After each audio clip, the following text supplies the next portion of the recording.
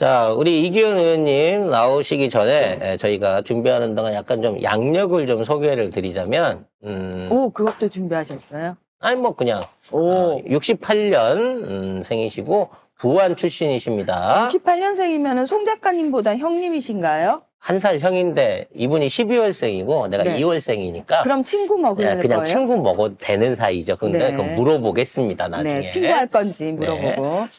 경희대학교 그 무역학 학사 나오셨고요. 네.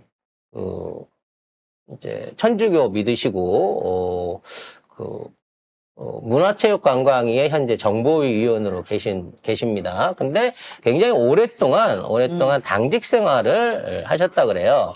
그래서 관련해가지고, 여러 가지 여쭤보고 싶은 내용이 많습니다. 자, 늦은 68, 네, 이기현 의원님. 자, 일단 저희 시청자들에게 인사 한번 부탁드리도록 할게요. 여기 오세요. 예, 네. 저 카메라 보고요. 저기. 네, 안녕하세요. 저 이기현 의원입니다. 이렇게 송작가 TV에 초대해 주셔서 대단히 감사합니다. 감사합니다. 자주 뵐게요. 네. 네. 자, 그걸로는. 환영합니다. 네, 고맙습니다. 자, 관련해서 몇 가지 좀 여쭤봐야 될 네. 텐데, 뭐, 간단한 양력 소개는 기본적으로 해드렸고, 저희가 이제 좀 원초적인 질문 바로 찌르고 네, 들어가겠습니다. 그러세요. 정치를 왜 업으로 하게 되셨습니까? 정치 입문 계기. 어려서 87년 6월 항쟁 때 대학교 1학년이었어요. 그렇죠. 예, 그게 이제 계기가 돼서 정치를 하겠다는 생각은 아니었고 학교 다닐 때는 학생도 열심히 했고요. 사회 나와서는 정치하시는 선배님들을 뵀는데 그때 김근태 의원을 처음 뵙고 도와드려야 되겠다는 생각이 있었고 국회의원 되시는 데까지만 도와드려야지 하고 딱 2년 계획하고 도와드렸는데 네. 그게 떠나지 못하고 계속 국회의원 되신 뒤에 비서관도 하고 또 DJ 집권하고 나서 당에 들어가서 일하게 되고 이러면서 이번 대선까지만 하다가 당직자로 또 20년 일하게 됐습니다. 당직자로서만 20년을 하시니까 사실 전문 시절부터 거의 모든 업을 지금 정치에 관련된 어떤 우리의 역사를 20년 동안 봐온 거고, 그 참 파란만장한 역사였지 않습니까? 그렇습니다. 근데, 그런 과정을 거쳤던 본인의 경험이 지금 의원이 되는 데 있어서 어떤 뭐 다른 의원들하고 정치를 보게 되는 어떤 차별성이라든지 다른 목적성을 가지게 되는 어떤 그러한 특징이 있을 수가 있을까요? 정치를 처음에 시작할 때 아까 좋은 선배님들을 도와드린다 이런 마음으로 시작했다고 말씀드렸는데 선출직 공직자가 되겠다는 생각을 한 지는 10년밖에 안 됐습니다. 그 이전까지는 제가 할 수 있는 일, 젊어서 할 수 있는 일을 대부분 다 당에서 했기 때문에 세상이 빨리 민주화된 사회를 만들고 나서 전 떠나고 싶었어요. 떠나서 사업해서 저도 돈도 벌고 잘 먹고 잘 살고 싶었는데 타이밍을 좀 놓쳤다고 할까요? 뭐 그렇게 돼버렸습니다. 그렇죠. 지금 나오시면 안 됩니다. 세상이 정글이에요. 네. 네, 하시던 거 쭉, 이번에 취업하신 거 네. 쭉 오래 해나갔었으면 그래서 좋겠습니다. 30년 실무자 하다가 이번에 처음에 이제 의원이 되신 거잖아요. 출마를 결심하고 네. 10년 동안 몸을 만들었고요. 10년 후에 이제 출마를 해서 당선이 됐습니다. 그러면은 지금 같이 일하시는 보좌관 분들이나 어떤 다른 초선 의원들에 비해서 좀 쉽지 않을까요? 정치를 보거나 의정 활동을 보는 게? 좀 무겁게 말하면 네. 책임감이 너무 커요. 그래서 잠 안 오는 날이 많고요. 잠 안 오는 날이 많고 개헌이 있었던 12월 3일 날서부터 한 일주일간은 국민한테 큰 죄 졌다는 생각이 들어서 정말 잠을 못 이루겠더라고요. 그래서 빨리 이것을 극복해야 됐다는 생각이 있었는데 책임감은 강해지고 또 예전에는 좀 정치하면서 젊은 친구들과 가볍게 어울리면서 놀았는데 네. 이제는 그것도 쉽지 않더라고요. 그게 제가 이제 최근에 이럴 것 같았으면 출마를 빨리 더 일찍 결심하고 좀 일찍 출마를 할 걸. 조금 이제는 몸이 좀 무거워지고 사안에 대해서 깊게 보려고 하는 게 또 노력들이 쌓이다 보니까 가볍게 못 보는, 그래서 좀 무거워지는 그런. 걱정하지 마세요. 굉장히 사안을 가볍게 보는 네. 친구가 하나 대기 중에 있으니까 저랑 자주 얘기를 나누시다 친구 보면. 해주신 겁니까? 네. 네. 제가 영광입니다. 형이라고 하기 좀 그러니까 석 달 차이니까. 친구 하죠. 네, 네. 친구로 한번 밀고 가보도록 하겠습니다. 자, 친구한테 그럼 본격적으로 좀 물어볼게요. 네. 나도 말 좀 하면 안 돼? 네. 자, 이제 자기 순서. 그래, 박성호 쌤한테 내가 그래도 추천받아가지고 내가 그래도 섭외했는데. 네. 여러분, 제가 모시고 왔어요. 아시죠? 일 잘하는 사람은 제가 대놓고, 팍팍 밀어주는 거. 아니, 지금 댓글에도 그 말이 나왔어요. 네. 당직자를 오래 하셨다고 하니까 어쩐지 일을 잘하는 의원님이시다라고 딱 믿고 바로 가는 거예요. 그래서 혹시 내가 밖에서 사실 추천을 받아서 의원 배지를 딱 다는 것과 네. 내부에서 수많은 의원들을 보면서 또 당 일을 하면서 의원이 되는 것. 만약에 본인한테 다시 선택할 수 있는 기회를 준다면은 솔직히 저는 전략공천에 영입되는 사람 되고 싶어요. 근데 아니, 그럴 것 같아요. 내부자잖아요. 네. 내부자로만 살았기 때문에 국회의원의 비서관, 네. 당적으로만 25년, 또 청와대 5년에 합쳐 30년인데 일하면서 살다 보니까 영입 불가로예요. 그렇죠. 영입 대상이 되어본 적이 한 번도 없어요. 그러니까요. 네. 그 약간 섭섭하잖아요, 그래서 솔직히. 선거 준비하는 과정이 되게 어려웠어요. 그래서 이럴 때는 참 쉽게 밖에서 일가를 이루다가 조금 유명세를 타다가 그렇죠. 바로 영입되는 사람들 같은 경우에는 뭐 시간도 소비하지 않고 금방 말게 되는데 저희들 같은 경우는 실무자로 20년, 출마를 준비하고 또 10년의 기간을 준비하는 과정이 쉽지는 않았기 때문에 물론 이제 저는 뭐 첫 출마에 당선됐습니다만 저처럼 준비하고도 안 되시는 분들 많거든요. 그렇죠. 그런 측면에서 보면 다시 한다고 하면 우리도 영입돼서 몇 달 만에 이렇게 선거 가볍게 하고 경선도 안 하고 경선 치는 거 참 어렵거든요. 그렇죠. 네. 그러니까 그 경선에서 쉽지 않은 이유가 뭐냐면은 내가 아무리 당직자로 열심히 일을 했어도 대중적인 인지도가 떨어지기 때문이거든요. 그렇습니다. 네. 예. 지금도 사실은 의원님이 되셨지만 대중적 인지도에서 본인이 굉장히 내가 이런 부분에서 많이 밀리는구나라고 생각을 하실 것 같아요. 솔직히. 이게 저희가 약간 몸에 밴 게 네. 준 공무원처럼 돼버리는 거예요. 그래서 자기를 내세우는 것보다는 네. 일이 되게 하는 과정에서 역할을 해야 된다는 게 더 몸에 배어 있다 보니까 네. 이렇게 나서는 것에 대해서 아직은 선출직으로 조금 부족한 것 같아요. 근데 이제 그동안 30년 동안 실무자를 해왔기 때문에 특히 이제 청와대 가서는 민정이라든지 이런 일을 하다 보니까 언론인을 만나거나 세상에 나가서 이름을 내는 것은 정말 금기시했던 일들이거든요. 그렇죠. 그러니 몸에 배어 있어서 지금 그 틀 깨려고 열심히 노력 중이고 이렇게 불러주시면 정말로 영광으로 생각하고 나오고 있습니다. 그러니까 자. 박성호 쌤이 그 얘기를 했다니까. 아니, 이 형이 일도 잘하고 너무 괜찮은 형인데 말을 안 하려고 그런다고. 되게 갑자기 안타까워했어요. 그 옛날에 보좌관이라고 하는 네. 드라마가 네. 생각이 드라마 나네요. 있었죠. 네. 네. 이정재가 나오기 때문에 따로 내용을 언급하고 싶지 않습니다만 그 안에서 진짜 국회 보좌관들의 어떤 치열한 또 엄청난 일들과 어떤 역경들 일해 나가는 것들을 보게 됩니다. 네.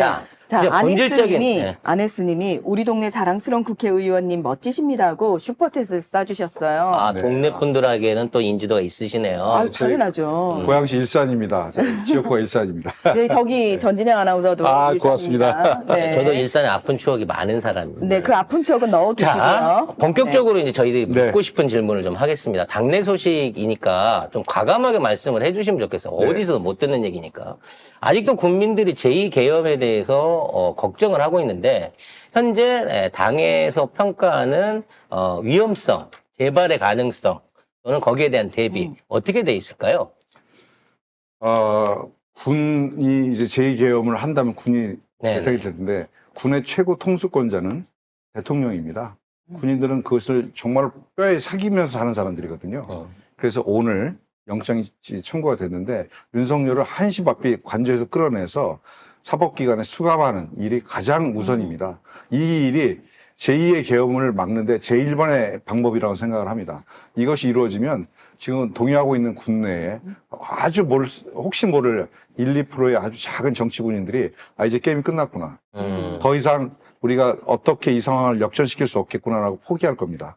그리고 군 내부에서 여러 가지 그동안에 숨겨놓았던 여러 가지 얘기들이 터져나올 겁니다. 즉 윤석열이 국군 통수권자로 있으면 계엄이 어떤 형태로 이루어져도 명분을 가지지만 네. 구속이 돼버리고 나면 계엄을 혹시나 왜 다른 세력이나 남아있는 군인들이 한다 그래도 명분이 없다는 말씀으로 그렇습니다. 이해하면 될까요? 두세 달 후에 있을 헌재의 판결에도 이 문제는 굉장히 중요합니다.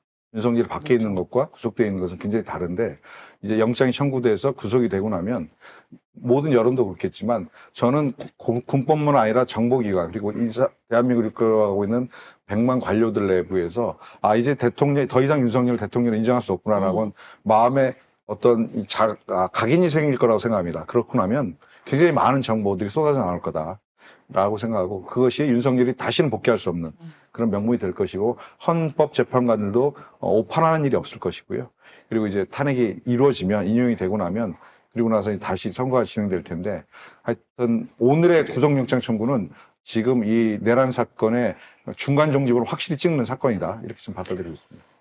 그러면 네. 지금 현행 진행 중인 게 이제 뭐 내란이 가장 빠르긴 하겠습니다만 네. 김건희 특검이라든지 한동훈 특검이라든지 또 명태균 의혹 관련된 내용이라든지 여러 가지 지금 의혹 사건들, 최상병 사건들 같은 것들 다 남아 있지 않습니까? 네.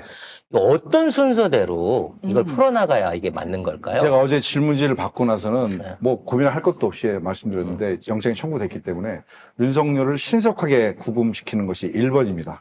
이게 모든 문제 해결의 1번이고요. 그리고 두 번째는 헌법재판관 3인에 대해서 최상목 대행이 바로 임명할 수밖에 없을 정도로 여론전을 벌려야 된다고 생각해요. 그게 2번입니다. 이 헌재의 완결성만 갖춰준다고 하면 저는 대통령 탄핵 관련된 국민들의 모든 민의가 다 받아들이는데 거의 95% 이상 간 것이라고 보고요. 이 뒤에 붙어있을 쌍특검이라든지 한동훈 특검 문제는 이 문제가 먼저 선차적으로 해결되고 나면 순차적으로 따라올 수밖에 없는 과제들입니다. 그래서 이 문제 관련돼서는 조금 여유를 두고 보셔도 되겠다. 말씀 좀 드립니다. 네. 자, 우리 이기현 의원님. 동네 지역분들한테는 굉장히 인지도가 높지만 예. 다수의 대중적 인지도가 살짝 부족해서 후원금은 지금 어느 정도 혹시 모이셨는지. 아니 뭐 후원금은 네. 뭐 아직은 안 찼고요. 오늘이 마지막 날이어서. 그러니까요. 근데 이제 예전에 비해서 예전에 제가 정치를 처음 할 때인 15대 국회만 해도 네. 기업들이 이렇게 대량의 그 돈들을 뭉탱이로 이렇게 후원했던 문화들이 있었어요. 근데 최근에는 정치 개혁이 이루어지고 특히 이제 네. 당원 중심주의가 강해지면서 지지자들께서 당원들께서 제가 받은 것 중에 2,000원짜리 후원금도 있습니다. 물론 이제 18원짜리 후원금도 가끔 있어요. 국민의힘에서 18원을 아, 줍니다. 네. 네. 그리고 직원들 골탕 먹으라고 18원을 반납해달라고 합니다. 아. 영수증 청구했다가 또 반납해달라고. 이거 굉장히 그런 일도 있습니다만 이건 뭐 극소수의 일이고요. 네. 국민의힘 쪽에 18원들이 많이 간다는 얘기 좀 최근에 듣고 있어요. 그렇죠. 예. 제가 받은 거는 2,000원, 5,000원, 10,000원 이렇게 소액 후원금들이 너무 많이 들어와서 저 개인적으로는 꽉 차지는 않았지만 이렇게 보여주시는 후원금들이 정말로 정치개혁의 마중물이다 이렇게 생각하고 있습니다. 근데 아니, 지금 후원금을 네. 받는 시기가 정해져 있어요? 네. 연 단위로 한도가 있기 때문에. 그러면 올해 보내는 거하고 내일 보내는 거하고 어떤 차이가 나는 거죠? 후원금에서는? 오늘 보내주시는 것은 이제 본인이 소득공제를 청구할 때 이제 세액공제를 받거나 소득공제를 받으실 수 있는 세법상의 혜택을 받는 것이 이제 회계연도 기준으로 끊어지기 때문에 이렇게 되면 이제 5월 달에 보통 개인 같은 경우는 5월 달이죠. 네. 5월 달에 제13일에 봉급이 13월에 봉급이 나올 때 환급 받으실 수 있는 것이기 때문에 그렇죠. 이래 하고요. 내년 바로 내일 하시면 요 내후년 그렇죠. 에 5월에 이제 받으시게 되는 거죠. 제가 지금 받으시면 이제 5년 후에 5개월 후에. 네. 제가 후원금 얘기를 한 게 이기현 의원님이 사실 이제 얼마 전에 가슴 아픈 일이 있으셨잖아요. 네, 예, 북생상 당하시고 사실은 그때 저희는 몰랐는데 이제 주변에서 의원님이 너무 안타까워서 이제 보좌관 분들이 좀 얘기를 많이 해가지고 어떻게 기사가 좀 많이 났어요. 그랬더니 사람들이 아니 이렇게 일 잘하고 열심히 하는 의원이 있었어? 나 몰랐네. 이러면서 후원금을 막 보내셨다는 거예요. 그래서 제가 그 얘기를 딱 들으면서 아니 일 잘하고 좀 숨어서 자기 내세우지 못하는 사람들은 옆에서 좀 알아서 해줘야 되는 게 아닌가라는 생각이 들어서 고맙습니다. 네, 저희 송작가 TV 나왔는데 또 후원금이 별로 차이 없던데 이러면은 우린 이제 별로 제가 좀 뻔뻔해져서 이렇게 들고 다니잖아요. 네, 예전에 이거 못했는데. 글씨가 작아서 저희가 작아서 자막으로 안 크게 보인다고. 크게 네. 넣어드렸습니다. 네, 아이 고맙습니다. 자, 뭐 말씀이 나왔으니까 뭐 떠올리고 싶지는 않겠습니다만 그 12월 3일 날 네. 어떤 가슴 아픈 사연에도 불구하고 이 탄핵 해지를 탄핵이 아니라 계엄 해지를 위한 표결안에 14일 들어가기 날이죠. 위해 이분이 참 중간에 예. 그 탄핵 관련된 그 표결에 들어가게 됐던 네. 사연 뭐 이런 거 잠깐 뭐 다른 건 있을까요? 아니고요. 저희 뭐 아버님이 작고를 14일 날 탄핵이 이루어지는 날, 결결이 이루어지는 날 아침 7시 한 30분경에 돌아가셨는데요. 제가 이제 그로부터 아버님 돌아가시기 한 7, 8일 전서부터 국회에서 비상대기를 했어요. 탄핵 날짜 잡혀 있었기 때문에 저희가 아직 그래서 탄핵 날짜에 맞춰서 제가 국회를 비워서는 안 되겠다는 생각이 들어서 집에서 옷 갈아입고 나올 때 아버님 병 문화를 한번 했는데 그때까지는 좀 정신 있으셔서 대화도 되고 그래서 저는 금방 돌아가시지는 않겠다 이렇게 생각하고 국회 들어와서 이제 뭐 속옷 가지고 와서 있었는데 14일 날 저녁 새벽에 7시 반쯤에 동생한테 전화가 왔어요, 병원에서. 그래서 빨리 와달라고 그래서 제가 그날 이제 오후 4시에 표결이 있었는데 바로 이제 옷 갈아입고 병원에 갔는데 이미 임종을 못했고 아니면 돌아가셨고요. 그러나서 이제 빈소 차리고 나서 1시경에 국회로 바로 신속하게 복귀해서 그때는 어떤 긴장감이 있었냐면 4시 표결인데 만약에 또 저들이 막을 수도 있겠다. 그러면 여의도를 못 그렇죠. 들어오면 어떻게 들어오지? 그래서 사실은 한 3시쯤 들어오려다가 미리 땡겨서 1시쯤 들어와서 대기하고 있었어요. 그 표결이 끝났고 그리고 바로 빈소로 돌아가서 상을 치렀습니다. 네. 아버님도 그 대의를 위해서 그럼요. 네. 이해해 주실 거라고 아버님 명면하셨을 거로 굉장히 사회적 저희 책임감이 얘기를 크신 하겠습니다. 분이었어요. 네. 자, 그래서 이제 내란 관련한 네. 진행이 지금까지 국민들이 계속 불안해하고 있는데 민주당 쪽으로 뭐 거의 모든 의원들한테 내란 관련된 제보가 엄청나게. 뒷발친다고 하거든요. 네. 근데 일단 저는 먼저 여쭤보고 싶은 게 그 자기 일일 수도 있잖아요. 그 어떤 그 내란에 관련된 위법사항 이런 것들이. 그러니까 제보를 하게 되면 제보자에 대한 신원 내지는 어떤 그 신분 보장 이걸 어떻게 해줄 수 있게끔 준비가 돼 있습니까? 지금은 법적으로는 공익제보자에 대한 보호가 이제 법적으로 가능한 부분이 있고요. 네. 네, 그 부분이 이제 법리적 조건이 있습니다. 근데 이제 그 부분에 대해서 저희가 만약에 그런 걸 원하시는 분들이 있으면 법률적 조언을 해드리고 이제 변호사를 붙여드리는 역할 정도 하고 있고요. 그 군에서 나오고 있는 특히 이제 내란과 관련된 내부 제보들 같은 경우는 저는 이렇게 봅니다. 군인들이 뭐 무력을 가지고 있는 분들이지만 이분들이 기본적으로 시민이거든요. 제복을 입은 민주시민들입니다. 이분들이 민주적 시민으로서 기본 양식에 따라서 대한민국 헌정 질서가 일부 정치 군인들에서 이렇게 훼손돼서 안 되겠다는 자기 분노를 가지고 제보하시는 분이 많습니다. 그래서 이분들 같은 경우는 저희들이 일단은 제보 받은 것에서는 철저히 그분들에 대해서는 공개하지 않고요. 보장을 해왔기 때문에 지금까지 제보를 했다는 이유만으로 뭐 수사를 받거나 아니면 이렇게 되신 분들은 없고. 그럼 제보자의 신분을 밝히지 않은 제보를 확인을 또는 팩트체크 이거를 하는 과정 중에 시간이 좀 걸리거나 신원이 드러날 가능성이 있지는 않을까요? 예, 일부 있습니다. 위험이 있는데 최소화시켜서 하려고 저희 노력하고 있고요. 제보가 들어왔다고 해서 바로 하지는 않고 2중, 3중을 한번 크로스 체크를 해봅니다. 다만 안보와 관련된 사항이고 국내나 아니면 정보기관에서 일어나는 일들이기 때문에 이 문제 관련돼서는 제가 정말 서류를 획득하지 않는 이상 이것이 100% 맞다라고 할 수는 없어서 저희가 제보라는 이름으로 공개를 하고 있는데 저만 해도 이제 그 1차 탄핵안이 부결되고 나서 2차 들어오는 과정에서 윤석열 대통령이 윤석열이 지하 벙커에서 계엄 한 번 더 하면 되지. 뭐 이런 제보도 제가 받아서 공개한 적이 있고요. 그 다음에 원점 타격 문제도 이제 저희들이 이제 받아서 제보를 했는데 저도 처음에는 정말 이럴까라고 하지만 신빙성이 한 2군데 이상의 제보가 있어서 공개를 했던 건데 나중에 수사를 통해서 지금 일반 검찰이나 공수처에서 아니면 국내 검찰에서 수사되는 거에 하면 저는 한 번 더라고 했더니 이게 아니라 2번 더, 3번 더까지 나왔다는 거 아닙니까? 이게 이제 추가 나오고 있는 거고 원점 타격 문제만 해도 실제 포문을 개방하고 그 다음에 지점을 입력해서 포를 갖다 대고 기다렸다는 거잖아요. 그리고 이제 무인기 같은 경우에도 무인기 잔해 발사대 내지는 무인기에 뿌렸던 일부 서류에 대해서 화재 사건이 있었다라고 하는 이러한 또 취재들이 국방위원들을 통해서 나오고 있어요. 이런 것들은 그러니까 제보가 2중, 3중으로 체크해봤을 때 그 제보가 크게 틀리지 않다고 하면 공개해도 지금까지 수사 결과를 보면 거의 다 맞았습니다. 그러니까 이 제보자들도 어떤 한 사람 의원이라든지 언론사 이런 데가 아니라 여러 군데다가 그렇습니다. 찔러보는 방식으로 판교에 HID 대원들이 왔다는 것도 제가 처음에 국회 본회의에서 공개를 했었는데 그러신 거예요? 공개는 이제 앞에서 어떤 분이 하셨는데 그 분들이 왜 와 있었지? 에 대해서는 몰랐어요. 근데 이분들이 성관위에 가는 임무를 가지고 있었다는 걸 제가 듣고 제가 이제 먼저 공개를 본회의 때 질의를 했습니다. 본회의 때 질의를 했는데 나중에 이것이 이제 사실로 드러나고 그래서 성관이 이분들이 국회로 올려는 거 아니고 성관위로 가려고 했던 거야? 그러는데 여기에서 지금 노상원의 이제 수사 결과에 따라서 다 드러나고 있는 거 아니겠습니까? 나중에 김병주 의원에 따라서 케이블 타이 손을 묶는, 그다음에 야구 방망이, 벤치, 리퍼 이런 것들이 다 나오고 있는 거잖아요. 그러니까 제가 받은 거에서 추가적으로 계속 나오고 있는 거죠. 정말 끔찍하네요. 지금 2024년 2014년도에 국회의원을 잡아다가 뭐 벤치 야구방망이 린치를 할 생각을 하고 있었다는 게 정말 근대적인데, 자, 이런 면에서 상대당에 있는 그 국회의원들, 그러니까 국진당 국회의원들 만나시잖아요. 네, 만나죠.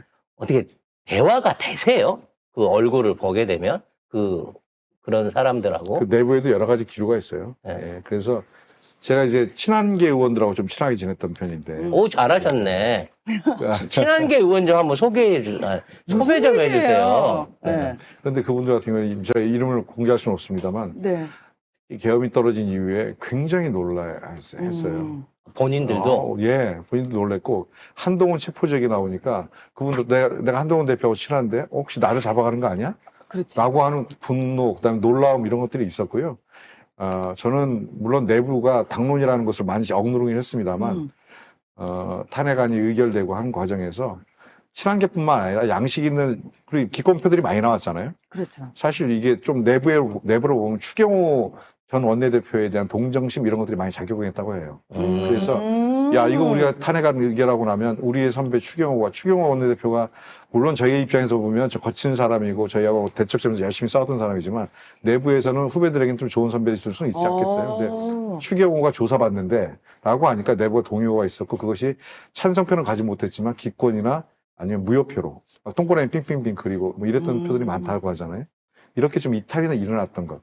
그래서 이것도 국민의힘 내부가 계엄에 반대하는 합리적 목소리들이 굉장히 있다. 그리고 그것을 내세워야 되는데 당내 논리에서 눌려 있다. 이런 것을 보여주는 반증이기도 합니다. 아니, 사실 저희는 그냥 밖에서 봤을 때는 이 여당, 야당 의원들이 사이가 좋을 수 없을 것 같거든요. 예, 뭐 그렇게 사이가 솔직히. 좋지는 않죠. 근데 네. 같이 밥 먹잖아요. 하루 종일 회의하고 어쩔 때는 새벽까지 일을 같이 해야 상임위를 상임위를 같이 해야 하면 되니까. 그리고 일정하게 밖으로 드러나는 이런 큰 사안에 대한 쟁점도 있지만 네. 특히 이제 비쟁점 사안들이 있어요. 법률안 같은 경우도. 그럼 서로 이렇게 조정해야 되거든요. 그러니까 네. 겉으로 봤을 때 저희는 국진당 의원들은 말이 안 통하는 사람들이거든요. 왜냐면은 그렇죠. 실제로 뭐 상임위 회의를 하는 걸 우리가 생중계를 보잖아요.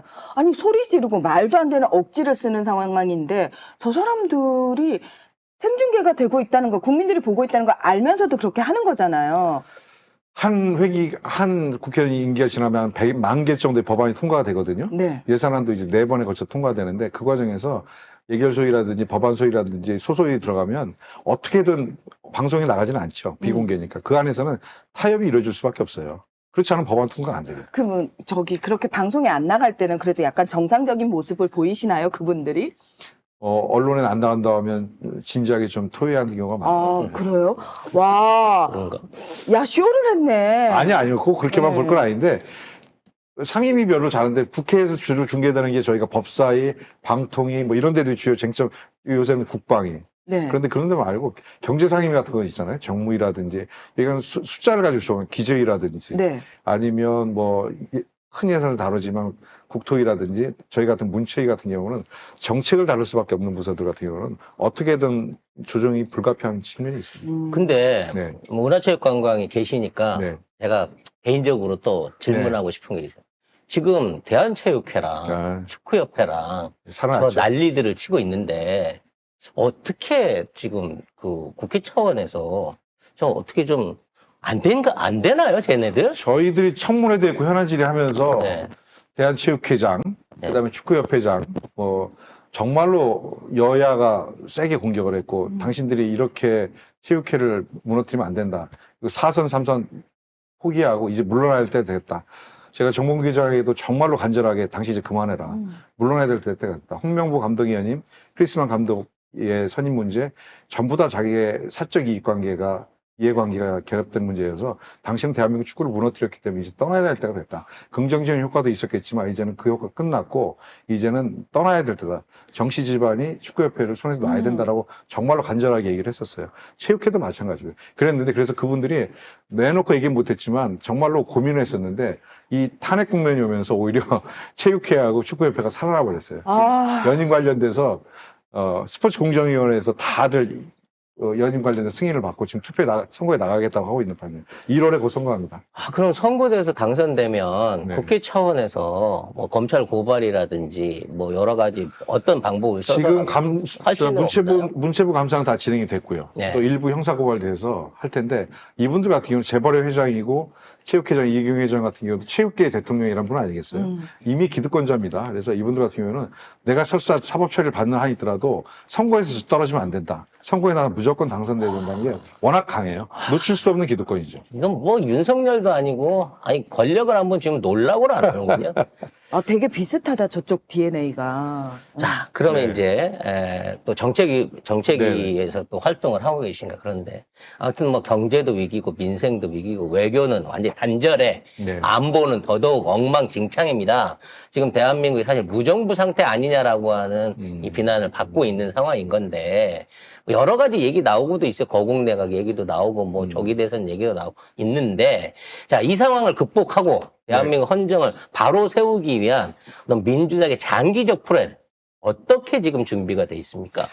조금 조심스러운데요. 네. 지금은 선거 얘기할 때는 아니라고 생각합니다. 음. 저도 이제 책임 있는 정치인이기 때문에 지금은 일단 내란을 진압하는 게 1번의 목표입니다. 내란을 잔당들까지 정확하게 진압해서 꺼진 불이 있는지 없는지 확인하고 정말로 대한민국에 다시 이런 무력에 의한 헌정질서 파괴가 일어나지 않도록 하는 것이 1번이라고 생각하고요.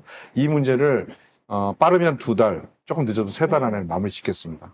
마무리 짓고 그 위에 이뤄질 헌정질서의 회복 관련된 선거의 과정은 다시 뭐 손 작가님 뿐만 아니라 많은 분들이 이제 그 얘기를 다시 활발하게 하실 시간이 얼마 안 남았다고 생각하고요. 저는 말 여기서 아끼겠습니다. 아무튼 아니, 다들 플랜은 말씀을 세울 너무 거고. 잘하신다고, 이견 의원님. 왜 방송에 여기저기 안 나오시냐고. 아니 뭐 제가 방송 언론에 나가는 것 자체에 대해서 약간의 네. 두려움이 있었어요. 근데 이제는 좀 말을 좀 해야 되겠다 이런 생각하고 있습니다. 아, 근데 네. 마스크가 너무 좋으세요. 약간, 본인 취향이죠. 약간 하이스타일 같기도 하고요. 닉이 하얘입니다. 네, 그리고 솔직히 옆모습에 약간 노무현 전 대통령이 살짝 비쳐가지고 네. 아, 네, 비슷하게 생기셨네요. 느낌이 좀 그랬습니다. 음. 자, 저 개인적인 질문, 네. 초선 의원 이기현에 대한 질문 좀 드릴 텐데 어찌 됐거나 이제 천직으로 정치 하나만을 해왔고 초선 의원이 된 본인의 정치적 포부, 뭐 궁극적으로 대통령이 되고 싶으면 솔직하게 얘기를 하세요.